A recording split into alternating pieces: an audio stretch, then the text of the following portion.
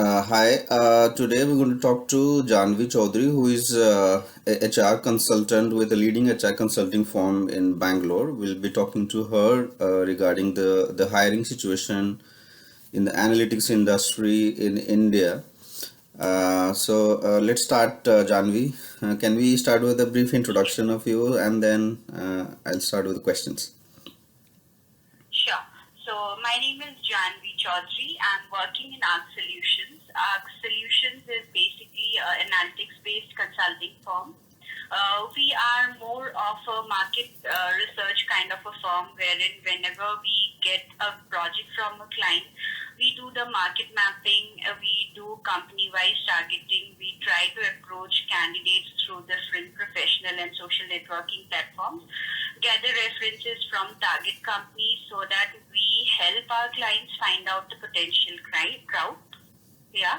Okay. So we also help companies find resources which would be specific to their business needs, provide them supports in mergers and acquisitions, business expansions, etc.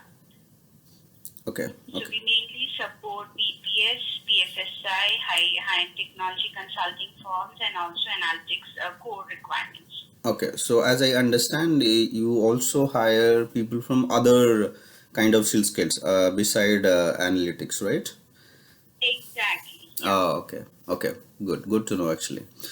Okay, okay. I'll start with the question that everyone is asking themselves actually at the moment, which is that companies still hiring actually given the COVID situation. Do you think that there's still company in India that are hiring data scientists or data engineers, or for that matter, any other in any other area? Yeah, so when we talk about the hiring situation, it is definitely impacted because of the COVID situation, COVID outbreak. But yeah, here also there are few critical positions. I'm just specifying mostly about the analytics domain since we extensively work for analytics. Yeah. So there is hiring going on in specifically into the banking and financial industry. Okay. We do see there are positions, there are companies operating in Bangalore, Mumbai, Gurgaon as well, who are doing hiring. Yeah, not very extensively, but yes, they have few critical positions which needs immediate attention. Okay. And hiring has been a process, like it is still going on. We are sourcing for them, we are sharing profiles, and it's happening. Okay, but I'm just curious to know that how is the onboarding happening? Because people are working from home. Correct. Um, Yeah. So what exactly the companies are doing is they are doing virtual onboarding as of now because many candidates have to relocate, so which is not possible at the current scenario. So everything is conducted online. They are doing the induction program online. The day one of induction, they will be virtually joining the company through their online portals, and then they will be collecting documents. The induction training program for first 2 days happens in online itself. Post that, they will be providing the training material and all. And once the situation stabilizes, they will be deciding on when to onboard the employee into the office physically. So okay. as of now, everything is virtually done. Oh, okay. I see. Okay. But how do you see the hiring situation to change after the lockdown is over? Do you think that it will be still again back to normal? Uh, it will take some time to actually get the things into normal. The companies will need some time to stabilize their existing employees, their current projects, and the fundings, etc. So immediate need of new resources will not be in priority for any of the companies, I feel. After the lockdown, there can be two scenarios because we have heard that many of the startups are already at the verge of layoff. So Right. many people also have some, financial security will be at risk. They might tend to lose their job. That's right. Secondly, the other part of the crowd has to return back to work so that they can sustain the economy. Right. So hiring needs immediately will not be a priority, but maybe by the end of 2020, situation should come back to normal. Oh, okay. Okay. Um, But how has been the hiring trend in 2020 per se? I mean, leaving aside the COVID part, because I think the COVID situation, I mean, the lockdown started in the Yeah, month of just March, right? correct, correct. So as I mentioned that the demand of analytics in the market has been increasing day by day. Okay. And even the World Economic Forum has claimed that by the end of 2020, the growth will increase furthermore. So this COVID situation, I believe it's a temporary situation. Within 4 to 5 months, the scenario will definitely change and the resources will be pulled back by the market. So companies are actually hiring analytics professionals. They are bifurcated into different segments like analysts or data scientists or data engineers, etc. Right. But I believe the hiring by the end of 2020 should increase Okay. considering the data before March and the planning which the companies had, the forecast which we were able to see, I believe the hiring trend would definitely increase. Okay. Okay. Now, like questions, outside of this situation, the COVID situation, I'm just curious to know which skills are normally in demand in the market. I mean, from your experience in the past few years, could you please throw some light on that? Correct. Exactly. So when we are, I'm majorly talking about the data analytics Sure. domain. Yeah. So with the new technologies emerging and major population of the world are having access to internet today. So there's no denying that data analytics have become one of the hot topics and a growing need for the market actually. That's right. Yeah. So major skills which we see in demand are Python, Okay. Hadoop. All the data visualization skills or tools are highly recommended nowadays by the company. Yeah. We are often getting requirements for TabView, ClickView developers and all developers, reporters, all different kind of skill sets within the data visualization tools. ETL, which is one of Right. the, it has always been one of the major skill sets into data. Yeah. SQL, that is a mandatory data skill set which helps every candidate to understand the basic data structure. Right. So these are the tools majorly we are getting lots of requirements from the clients and I think the hiring needs are very much in this particular skill. Okay. And which experience level is in demand? Oh. So mostly when we talk about the experience level, we have seen that around 3 to 10 years of experience, like the mid-level and a little more than the entry level, is what is more like sought out in the market. Like from 4 to 10 years of experience, we are getting more requirements at the manager, senior manager, or at the associate manager level. Okay. Okay.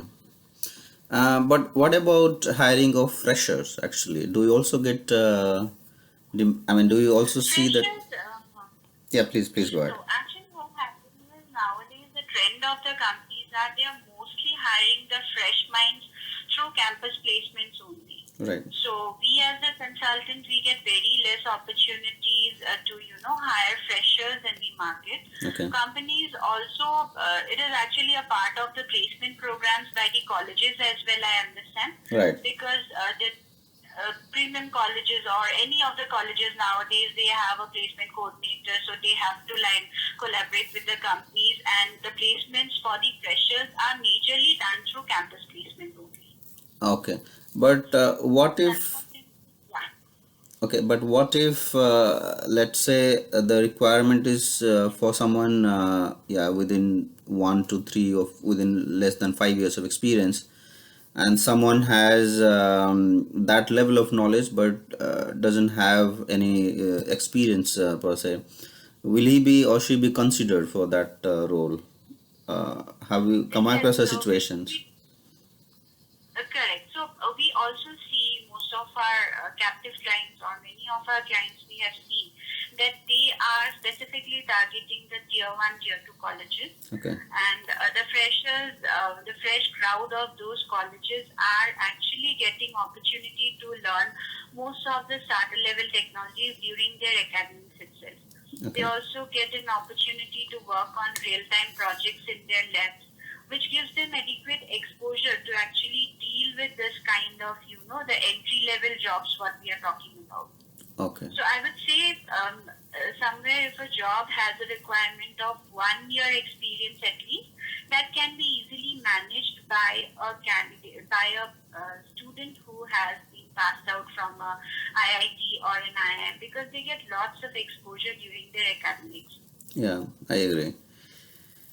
Okay. But in terms of industry, like which industry is hiring the most number of people in analytics? Okay.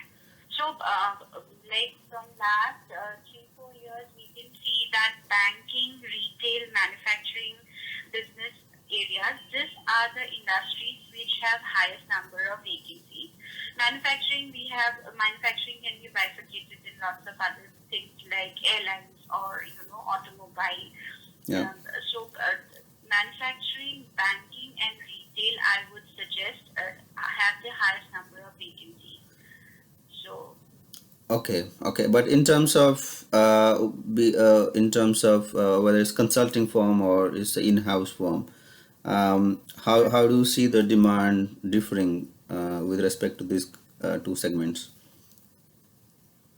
okay. So, when we talk about consulting firms have numerous clients, right? Right, They have various clients and they have flexibility in terms of CTC or in terms of designation.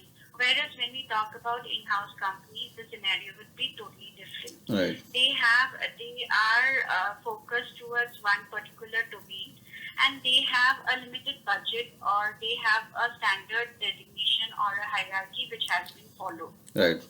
So I would say that the consulting firms pay better at times, but again, we cannot compare it with the in-house companies because both these industries have different kind of working environments. Right. But in terms of demand, where do you see there is more demand? Do you think that companies like Deloitte or McKinsey or PwC, these companies are hiring more than Citibank or Morgan Stanley? Uh, I feel that no, it's not like that. If we compare the market, then I think Citibank would be hiring majorly in huge numbers throughout the year. okay, But when you talk about McKinsey or Morgan Stanley, they have specific hiring needs. So it will be one position in a quarter, or in 6 months we will be filling up around 2 or 3 positions. okay, But when we talk about Citibank or other consulting firms also, they have large number of vacancies. okay, okay, So their hiring is also constant throughout the year. Like always, there'll be a major pool which will be hired by these companies. okay, okay, sure. Okay, then one question that everyone is curious to know, I think myself as well, is about the pay, right?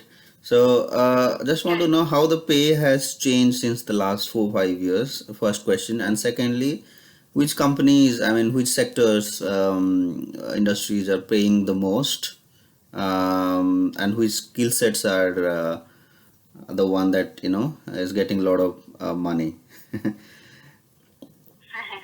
Correct. So when we talk about from the industry standpoint, I do see that the manufacturing and the banking domains are, are the highest paymasters. Okay, They pay really well, but again, it depends on the projects as well. Like when we talk about the consulting service company, so there they have different kind of clients. If at all we talk about the manufacturing client, a particular consulting service firm is operating for, they have different, budgets for every project. okay, So, manufacturing, what we have seen in the last 2-3 years, the manufacturing clients have really good budget and they pull out the best people in the market. okay, Similarly, when we talk about banking domain as well, banking, I think it's one of when we talk about specifically the credit risk modelers, I think it is one of the niche domains of analytics. right, The pool is very limited and those people are very highly paid. Okay. We cannot, a person working into credit risk domain and a normal predictive modeler, Okay. both of them are having 5 years of experience, but the pay will really differ between the two candidates. The Okay. credit risk modeler will be literally highly paid. Okay. Okay. Yeah. Yeah. Actually, in fact, I'm also aware of that situation because I myself has been Correct, yeah. correct, So in yeah. that area, so yeah, and in fact, in other financial analytics domain, the pay is even higher. For example, in market risk and pricing, that kind Exactly. of thing, right? Correct, correct, correct. And I think market risk, they hire the premium crowd as well. Yeah. Like they have the quality of work is also very high end, so they have to pay that much. Yes. Yes. Indeed. Um, Yeah. Okay, then more general questions. How do consultants like you reach out to potential candidates? Is it through Naukri alone, or are there other platform also you? Like, dependency on job portal is very less when we talk about consulting firms like us.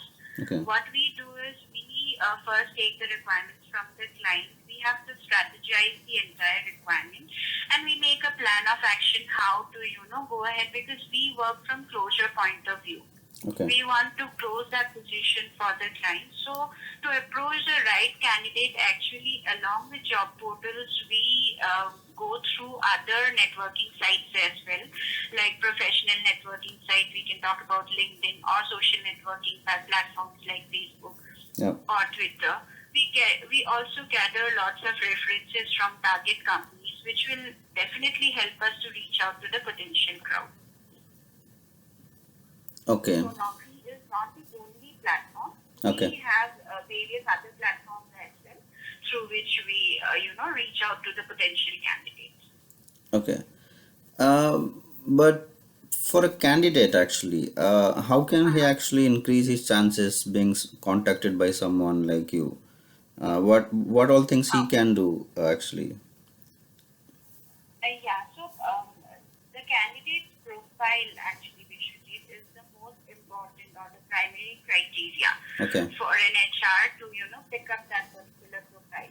Okay. So when we talk about the person who is looking out for change, I believe any person who is looking out for change, even passive candidate as well, Mm-hmm. will approach Naukri, right? Right. So they will put their resume in Naukri if at all they are opting out for any change in job. So what I believe is a detail-oriented resume which highlights the quality of work a candidate has done is sufficient enough for the candidate and the HR as well to reach out to that particular person. So if a resume has all the highlights of your work which you have done, Okay. specifically the keywords which is required, supposing you're a risk modeler. So Right. if you have highlighted the kind of models you have worked, development or validation or monitoring, Mm-hmm. this would be sufficient for us to reach out to that candidate. But Okay. there are also a pool available in the market who are not very open to job portals. So Yes. for those candidates, even the professional, sources like LinkedIn, if at all they make a better profile in LinkedIn, there also we can get connected to those people. Okay. And so when you actually reach out to people, you reach out to people only from that particular city, or where the company is No, located, or you we also look reach. for, we reach out to anyone, like if pan India or global candidates, Mm-hmm. anyone we can direct. Okay, but just curious to know, global candidate as in only the NRIs, or you also reach out to foreigners as well? Foreigners not at this point of time until and unless there's a demand from the client side. Okay. Because there's lots of uncertainty, right? A Right. person should have that, that likeliness to relocate to India for job, Yeah. which is a very uncertain scenario. Right. So until and unless there's a demand from the client end, we restrict ourselves to Indians only. Okay. Okay. But do you also hire for other Asia Pacific locations such as Dubai or Singapore, Hong Kong, or is it only for India? As of now, no. We work only for India. Mm-hmm. Yeah. Actually, for that also we need to empanel with the clients for locations outside India, which at this moment we have not done. So we are especially hiring only for India. Okay. Okay. Um, just curious to know, like, can candidates directly reach out to consultants, or is it always the case that consultant has to reach out to candidates? Does it happen other way around? It happens the other way around also, but see, like whenever we do job postings and all, we do send it through job portals and we get access to lots of candidates. Okay. There will be situations like I have sent job description or a mailer to a candidate, but at this point of time he or she is not looking out for change. But Yeah. down the line, after 6 months, if at all a candidate is looking out for change, he or she can definitely come back, approach me for any particular opening which is relevant to his or her profile. Okay. So it works both the way, but the rapport is very much important for a consultant actually.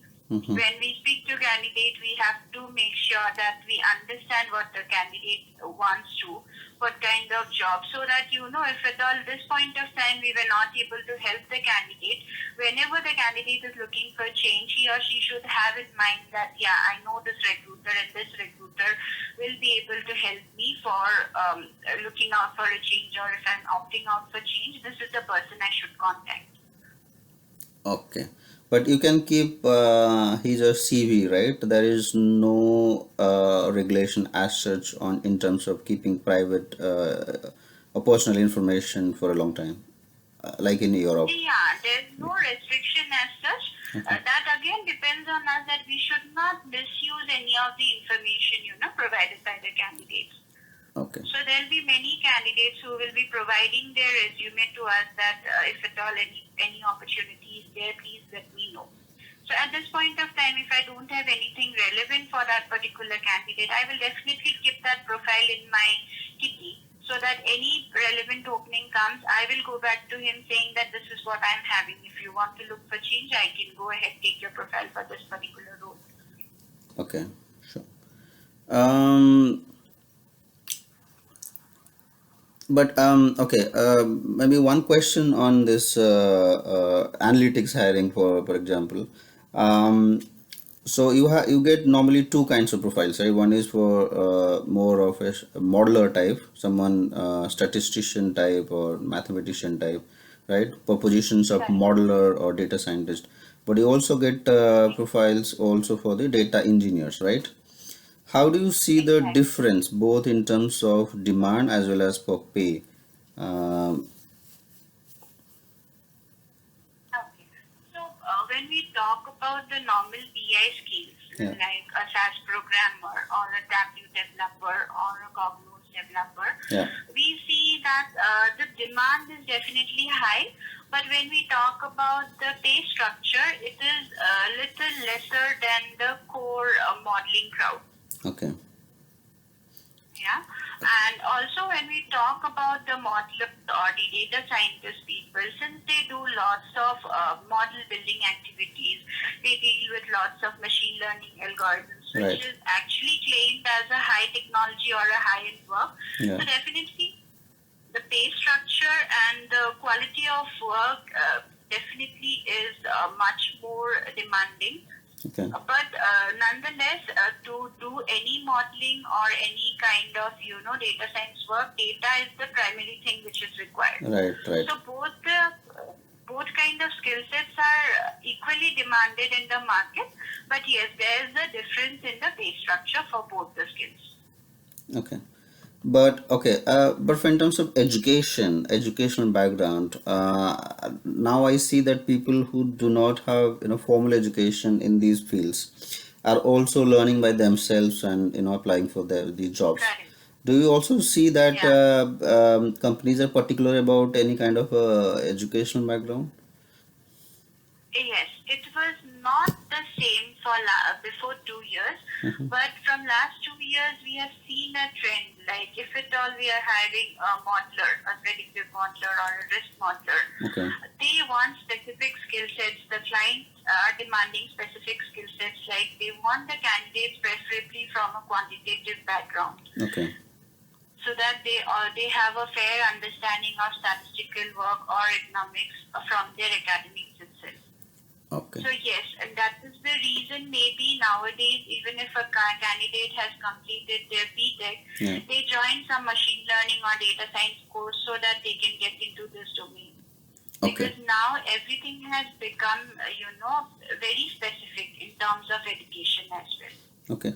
But in niche area like credit risk modeling or market risk modeling, do you also see that companies are willing to hire people from engineering background, people not having a formal education in finance, economics, or statistics?